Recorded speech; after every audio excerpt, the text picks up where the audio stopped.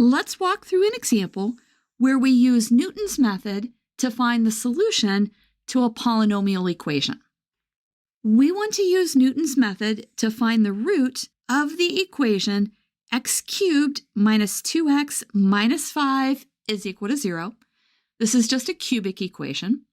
We're going to start with the initial approximation x0 is equal to 2, and then we'll continue the process until successive approximations agree to 4 decimal places. Just to make things easier, I went ahead and wrote down the formula for Newton's method. The equation that we solve with Newton's method is the equation f of x is equal to 0. So we're going to let f of x be our cubic equation, x cubed minus 2x minus 5 is equal to 0. Notice in our formula over here on the right for Newton's method that it has an f prime in it. So let's go ahead and let's find f prime at x. F prime of x is equal to 3x squared minus 2. Let's now write down the formula for x sub n plus 1. Those are our approximate solutions. It's going to be xn minus f at xn.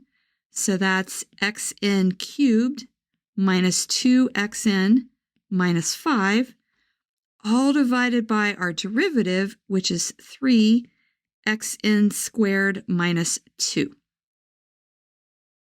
We're told that we are to use an initial approximation x sub 0 is equal to 2. Let's go ahead and let's find x1.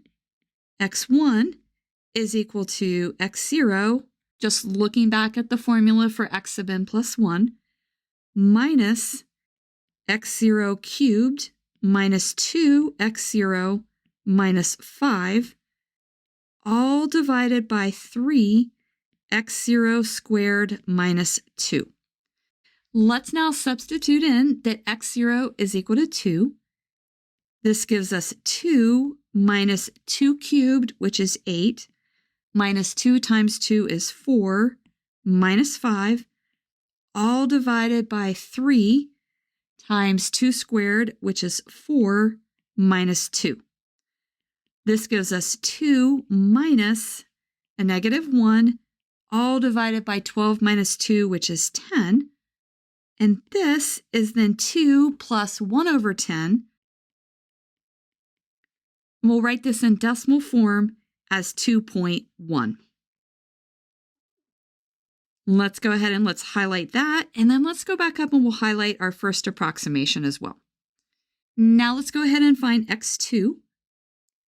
x2 is equal to x1 minus x1 cubed minus 2x1 minus 5, all divided by 3x1 squared minus 2. Since x1 is a decimal, we're probably going to get a decimal for x2, so I'm not going to plug it in. You have to do this on your calculator instead. And when you do, you end up with an answer of 2.0946. I'm including 4 decimal places because our approximations have to agree to 4 decimal places. x2 and x1 don't agree, so that means we have to keep going, and we need to find x3.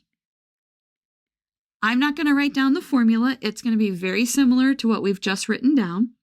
When you substitute x2 into the formula, you end up with x3 is equal to 2.0946.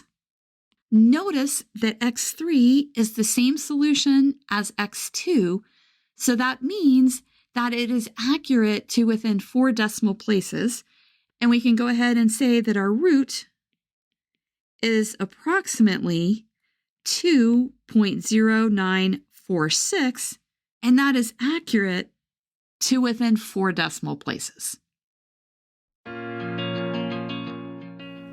If this video has been helpful to you, please consider subscribing to my channel. Keep believing in yourself and have a great rest of your day.